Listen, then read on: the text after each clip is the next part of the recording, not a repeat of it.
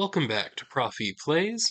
I'm Prophy, and this is the story of Mese Kinson. We're finally hitting episode 17, which is going to be the finale episode. If you would like to get caught up on Mese's story, I suggest you checking that playlist on my channel. There's also a card that might still be up, if not, may have just vanished. But yeah, I'll have a card there pointing you to that playlist.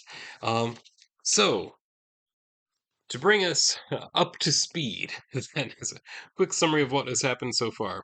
So, Mies Kinson was originally several planets away from where we are now on the island of Piathos. He got a message, right, from one of his former colleagues in the Scouts that informed him that there was some kind of rogue AI program that was causing problems here, right, on the planet of Piathos. Piathos is the capital of this particular sector or subsector of space. It's very populated, about 1 billion people on this planet. We didn't know a lot of the details, and it took us some time to get there.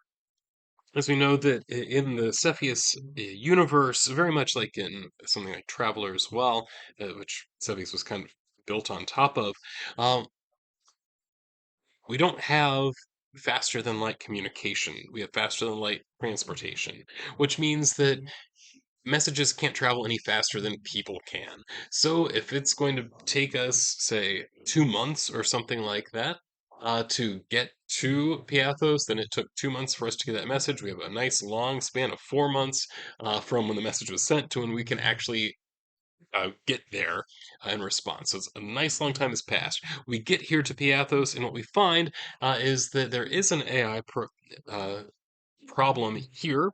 We don't. It's not immediately obvious what the problems are, except that things feel kind of weirdly empty. That is, there's not as much activity in the spaceports as we'd expect, that kind of thing. But then we do eventually come to find out that apparently the AI is killing people seemingly at random, starting apparently with the homeless population, which then people really didn't pay much attention to now finally one of the political leaders, in fact, the leader of the planet, was in fact killed in what was apparently an elevator accident. A very suspicious one, though. We have come to find out from the AI contacting us as it realized that we were trying to track it down. It has made it very clear that its motives are religious or moral in nature, that it believes it is on the side of righteousness and is killing off those who are corrupt or evil in some fashion.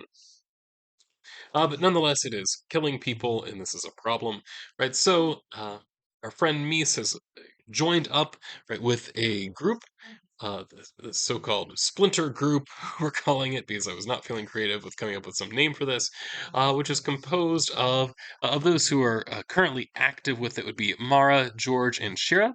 Mara would be Misa's friend of sorts or companion, right, who came with him, although the way they met was she was committing petty theft and he chased her down.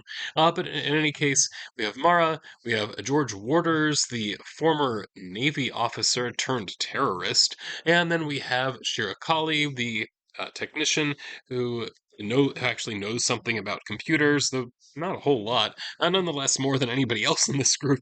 So she is our best hope. Last time she did come up with a plan, which we're going to try to implement here in the finale, where she is going to try to upload a pacifist patch right into the ethical subroutines for this AI program, effectively convincing it to stop killing people. And that is our plan. Meanwhile, we have Mara and Mies and George are going to go to various parts of the city and try to distract the AI in some way.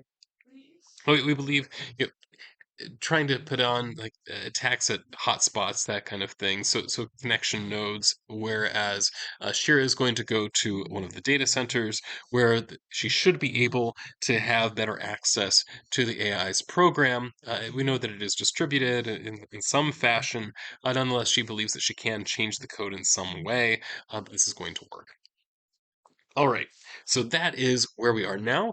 This is the finale, and we've been using Covetous Poets' Adventure Creator and Solo GM guidebook to used for oracles, for scene setups, that kind of thing. And the way that Covetous Poet suggests setting up the finale is quite simple. That is, do what makes sense. So we are not going to be rolling a bunch of random elements. Rather, we are just going to be playing out this scene to see what happens.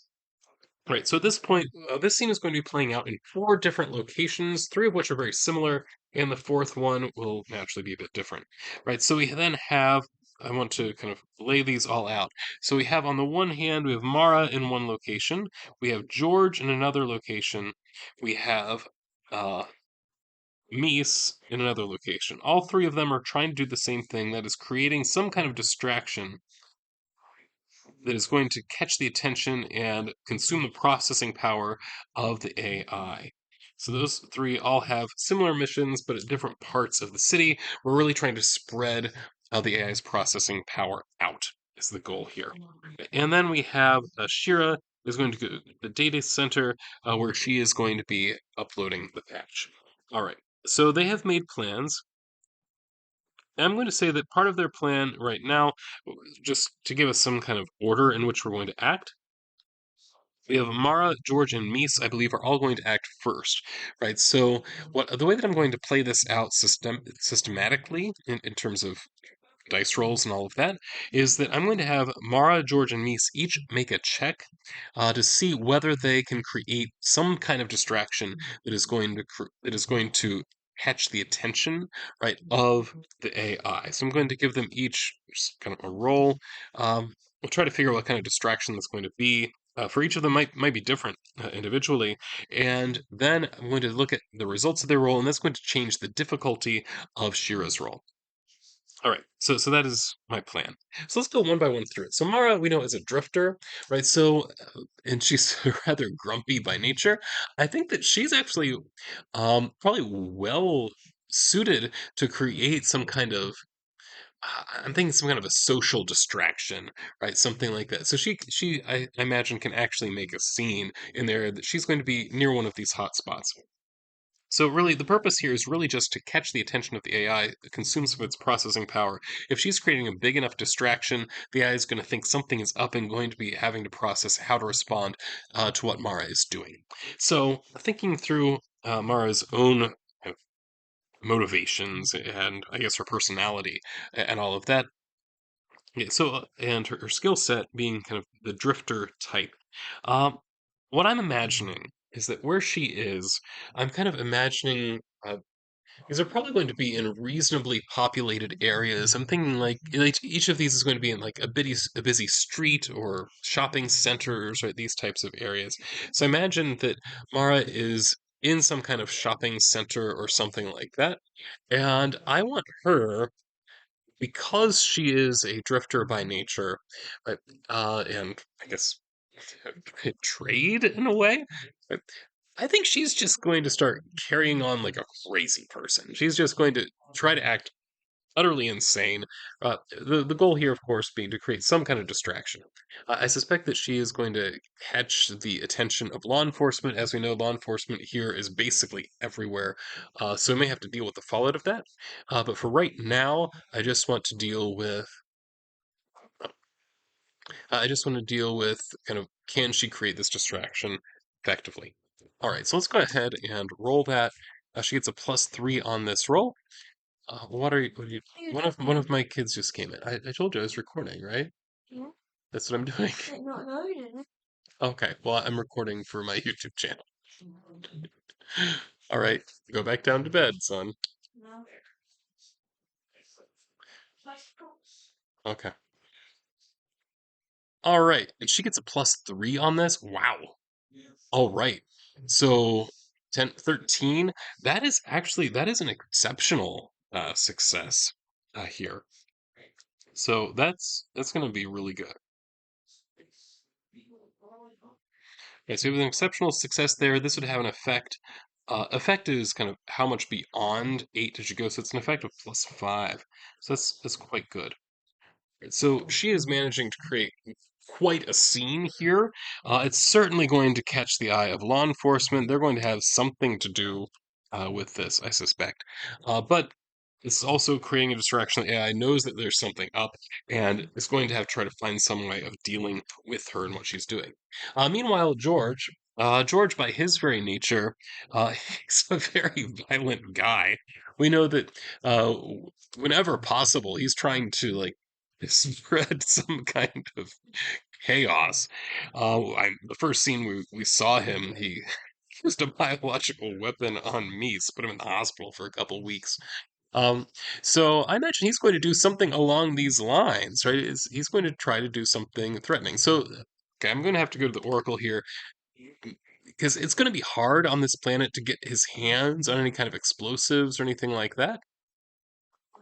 So I'm just going to check to see if he manages to, right? So I'm going to say it's extremely unlikely. So we have to roll no, 5%. So it's 5% or less, right? For him to actually get some kind of explosives. No, okay, so he can't get his hands on any explosives. Okay. But on the other hand, he knows the police are after him. So I think he could probably do something somewhat like what Mara is doing, but a little bit different in that he's just going to be very much out in the open, maybe yelling threats or something like that. Whereas Mara was just kind of generically acting insane. Um, like she's disconnected from reality. George, on the other hand, is much more focused in that he is going to be specifically yelling threats. He might even mention the fact that he's already blown up a building, right? So I'm going to say that that's what he is doing, but this is at a -2 for him because he's not particularly skilled, right? So we're going to roll on this again. 8 is a success, but at a -2, 7. So he did not succeed. So I'm just going to interpret that as he's not really getting people's attention in any particular way. Whatever it is he's doing, people just are not taking him particularly seriously, right? So George, I don't know there's going to be a lot of fallout for him, which is hilarious. He's actually a terrorist. Okay. Mies, on the other hand, what is he going to be trying to do? Again, he has to create some kind of distraction. Now, looking at his abilities, carousing is reasonably good. Comms are good, right? So I'm wondering if he's going to try to use some of his comms ability, right? So he's going to try to tap into the system and send out some kind of alert, right? That is what he's going to do. Actually, he's going to try to make some kind of public service announcement through the interwebs on this particular planet about the fact that there is this AI killing people. So he's actually going to try to call attention to the problem using the comm system. Now, you see his level is a 0 there. This would be an intelligence comms, I would suspect. So he's going to be rolling at a 0, which means he has to roll an 8 or higher to succeed, right? So it's just a straight up roll, no modifiers or anything like that. What happens? 10. Awesome. So he gets an effective +2. So he is actually getting people's attention. He manages to send out this message about this AI causing problems. Now, meanwhile, right, now that also may potentially have fallout as well. Right. So Shira at the data center. Right. What is happening? Now, we have already previously established that this is something that's open to the public, so she should be able to get in fairly easily. She is also disguised, we've decided, and that is going to, we hope, make it easier for her to get in without the AI noticing. So, I guess the first thing I want to do is, can she actually get in without the AI noticing? If so, I think that would give her another bonus on her roll. Right, so let's go ahead and roll for this. I'm going to say that because she's disguised, that gives her a +2 on this, so she can roll 8. All right, so just barely, but yeah. So the AI does not realize that she is there, so it only has kind of its normal level of watchfulness in this particular data center uh, active. Right. Meanwhile, we have Mara creating a great distraction, Mies creating a distraction. So you have a total of +7 effect from the two of them. So +2 from Mies, +5 from Mara. So the way that the working together rules will often work is that you take the effect of one person's role and then you can use that as a modifier, right, for the primary actor's role. Now, this is not necessarily how we have to do that because we're not all doing quite the same thing. And also, when you're soloing, you can do whatever you want. Let's be honest. All right. Right. So the effect of a helper's check result can provide either a bonus. Oh, okay. Oh, wait. Okay, so it does not apply directly. You get a +1 if it's a successful result, a +2 with exceptional success. So you have two different people helping here, right? So I guess this would add up then to a +3. Actually, I think that's appropriate. Right, so we're going to roll here for Shira. Now she's naturally at a +0. She's not the most skilled technician, but she does get a +3 from the efforts of Mese and Mara in distracting the AI, and that we hope is going to buy her enough time. 7 plus 3 gives us a 10. So that would work even if it's a relatively difficult task. So I'm going to say that she manages, yes, to succeed. Right, so the patch is uploaded into the system. Okay. At which point, right, uh, it takes a little while, right, for this to work its way into the program. At which point, the AI is aware, right, that something has happened to it. Right? Uh, I'm just kind of figuring out. Does it manage to figure out, right, that? So I'm going to say the AI can't just unwrite, right, this ethical subroutine that's been added, but it's going to have a little time before it becomes totally active. So the question is, can it narrow down where Shira is, right, so that it's aware of this? So I'm going to go ahead and roll this. I'm going to say it's 50-50. Maybe, maybe not. Right, 32, yes. So it can identify where Shira is. So the question is, how is it going to respond?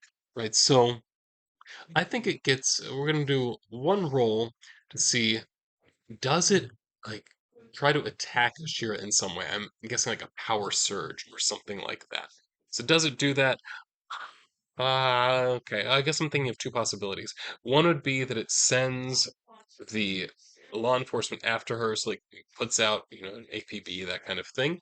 The other would be that it directly attacks her. So the question is, does it?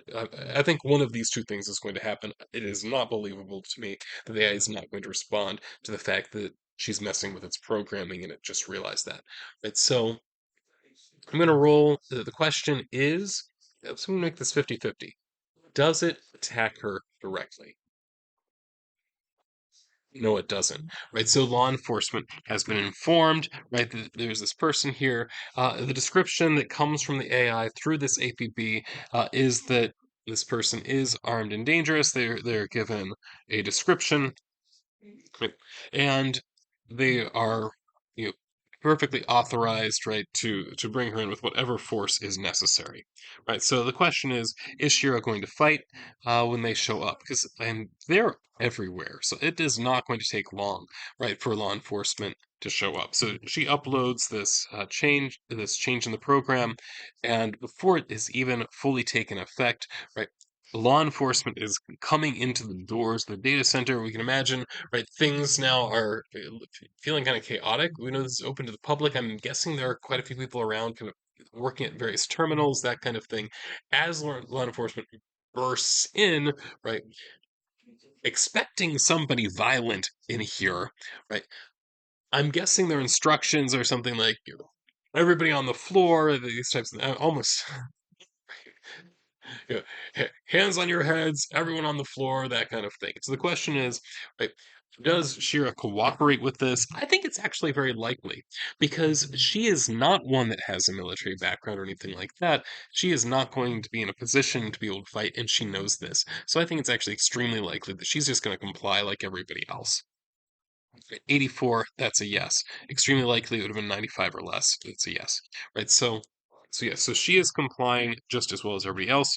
And I'm going to say the police come and arrest her. They go to take her in.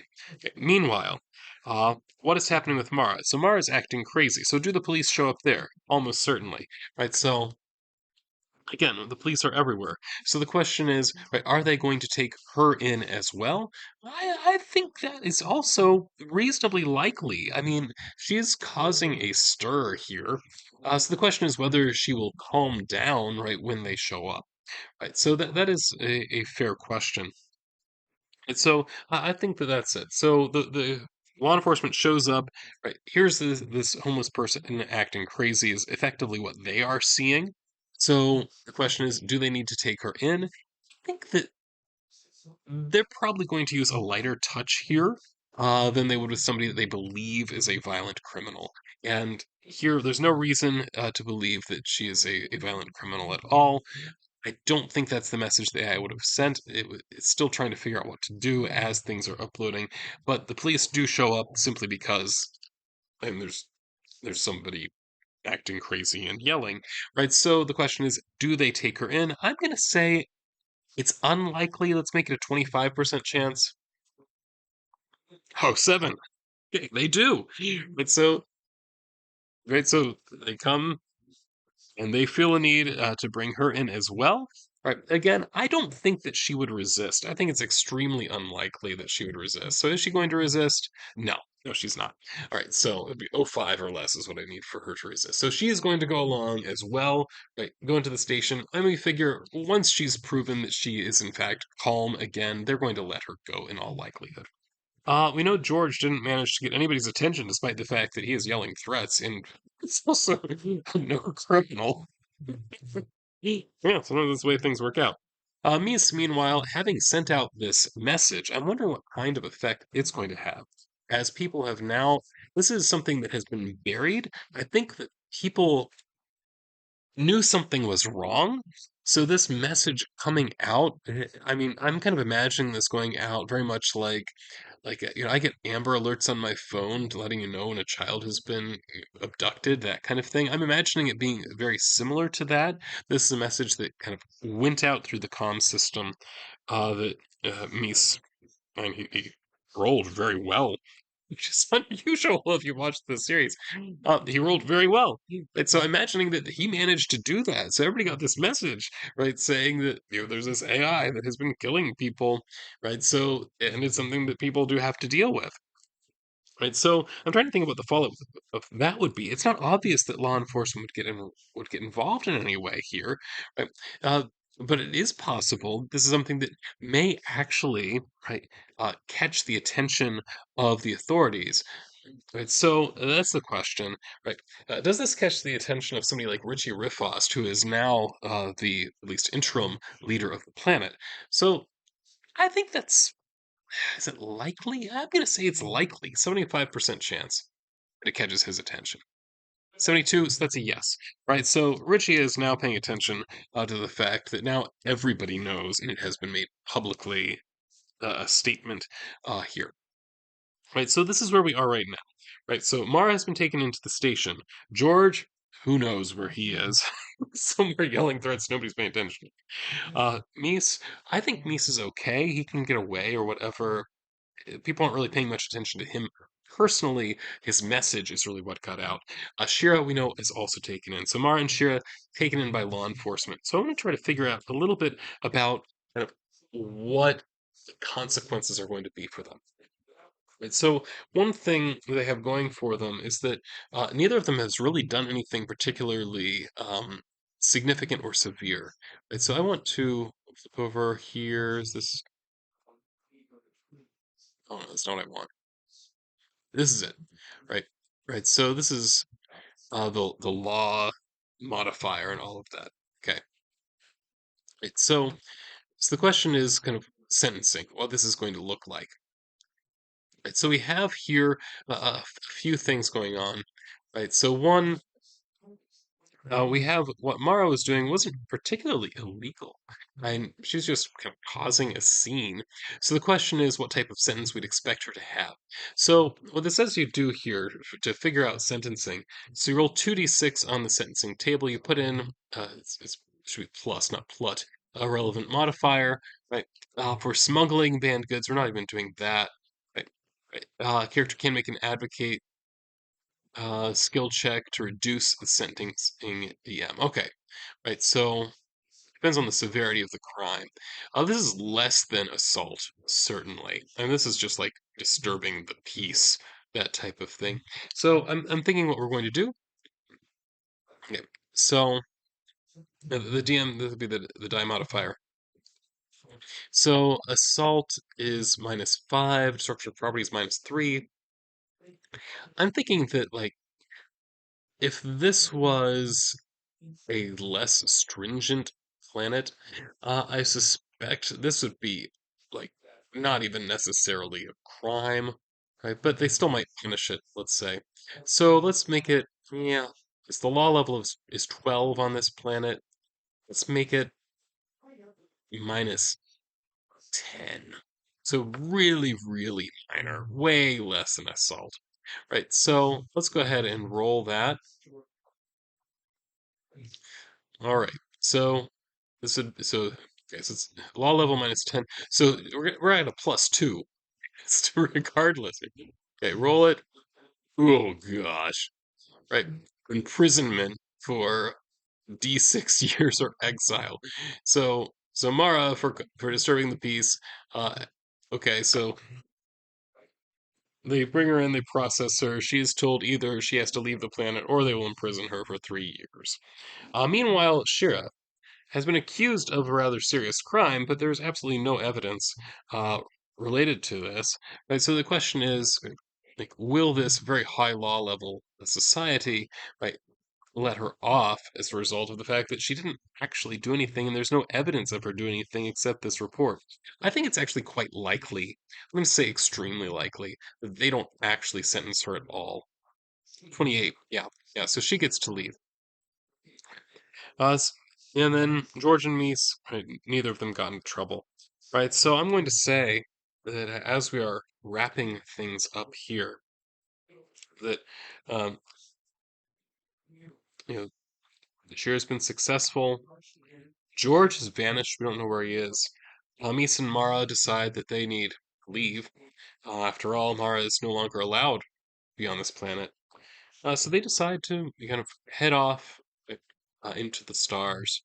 So the system of Piathos, the Richie Rifost, currently the leader of this planet, uh, feels pressured to make an announcement that in fact there is some kind of AI system of which the government has been made aware, that it is taking steps, right, to offset any potential harm that could be done by this AI, but it believes that it is not currently a problem, though it may have possibly been responsible for the. I mean, I think he's actually going to own up to the fact that it, in fact, may have been responsible for the death of the previous leader, which naturally means that this is something that we are going to be taking extremely seriously, right?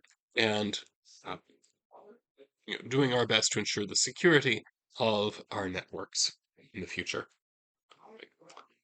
And Mitsunmara find uh, a liner or something like that and fly off into the stars.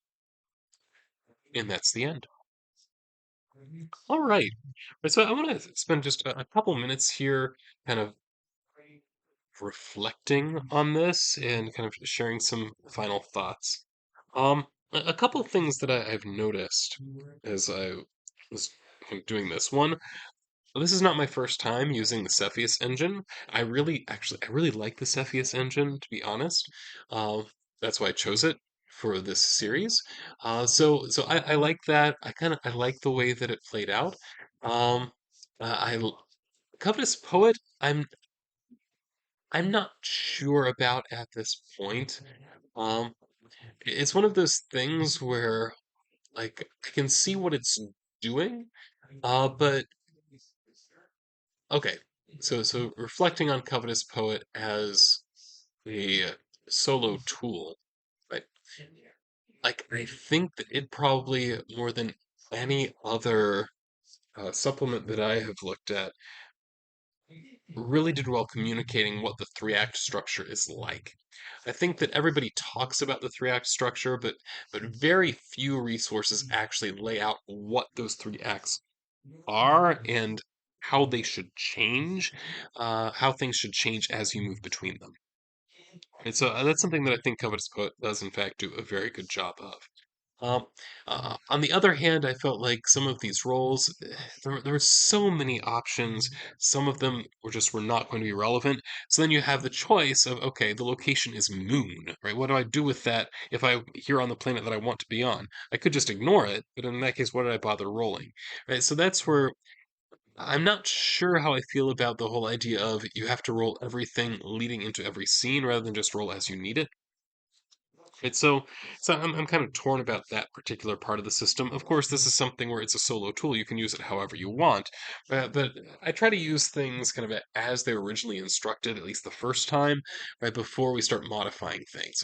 I mean, it's like any recipe, right? So when you cook something, you want to do it according to the recipe first, and then you can make modifications. So that's kind of the way that I'm thinking about this now, is that these are really actually very nice in terms of um, you're providing lots and lots of options within a genre-specific, genre-themed um, uh, table on which you can roll. I I think that's cool, but I think I might modify it myself so that rather than roll everything up ahead at the beginning of the scene, that I would kind of roll as needed, right? So that way I guess I'd let logic play more of a role. And you can also see that as I played out. If you watch the early episodes, I very much felt myself very constricted by the random rolls, and then did less and less of being restricted by it as things went on. So that is something that I've observed.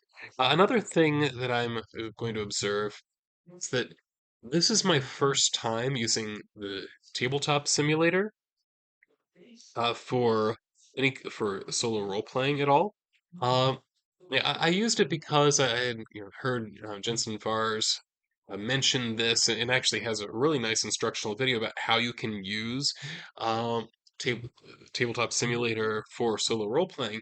But one thing it reinforces for me is that for me, I very much like the tactile experience of role playing. I like having physical character sheets. I like having physical dice and rolling them. I like flipping through books. So all of these things are things that kind of got lost when I was using Tabletop Simulator. Another thing just about the program itself, and this is something that Jensen Vars does talk about in that instructional video where he talks about how to do this, uh, its ability for your ability to take notes within the system is not very good. Which then necessitates either like, I have to fill out like all these note cards, which you can see note cards here, or I have to have my own physical notes, which then you don't see. So, I mean, I actually had some combination of these two things.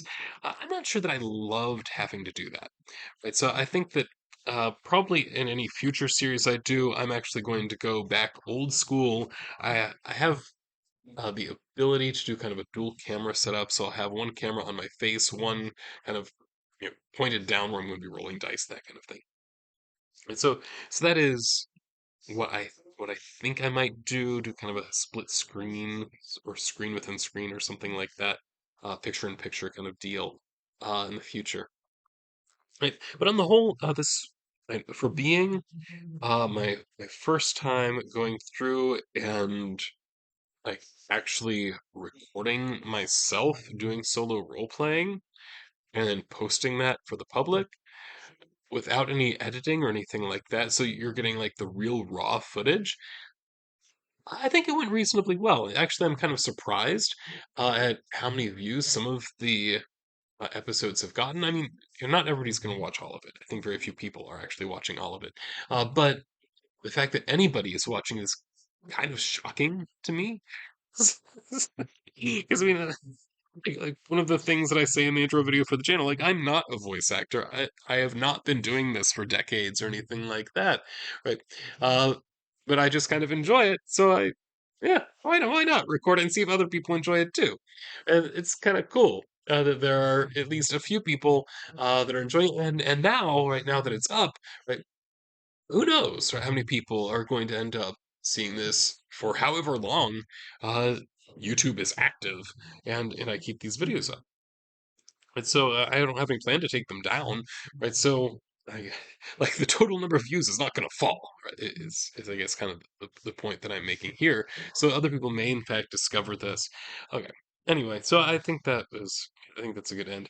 Um, just so you know about my future plans, um, my next series that I have in mind, I think that I'm going to try. I had recently done a video about the solitary GM and that particular tool, where the idea here is that you take more of the role not of the player but of the GM, and then have simulated players or emulated players. So I think that I'm going to do that with a monster of the week as the underlying system, right? So I'm going to put together uh, a few videos related to that. This one I suspect is going to be an extremely short series uh, because Monster of the Week by its very nature is kind of designed to be something you kind of play in one session, right? So it's very much designed for something like if you've seen the TV show Supernatural or Buffy the Vampire Slayer, right? These kinds of shows that came out of the late 90s, early 2000s, that kind of thing is when they started. Right? So where it's very much, I mean, it's in the name, Monster of the Week, right? So you have a monster shows up, your PCs deal with it, right? And that's that.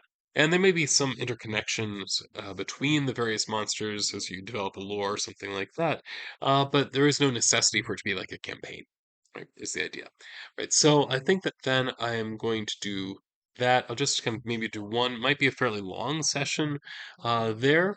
Uh, Maybe do a setup video before the actual play session so we can see some of how we use the solitary GM in practice in creating the emulated players and using them for character creation.